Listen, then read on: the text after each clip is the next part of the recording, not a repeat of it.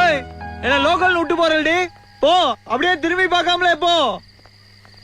அப்புறம் எதுக்கு நீ அந்த கிரீட்டிங் கார்டுல ஐ லவ் யூன்னு எழுதி இருந்த? அப்பெல்லாம் நான் உனக்கு லோக்கல்னு தெரியலையா? உண்மையிலே இப்ப நான் எவ்வளவு பெரிய லோக்கல் நான் உனக்கு காட்டுறேன்டே.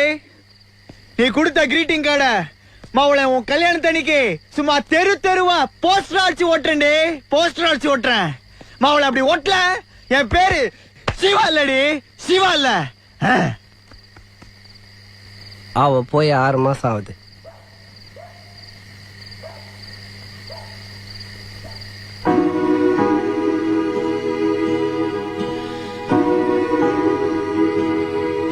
நீ சொல்றது கரெக்டா மச்சி.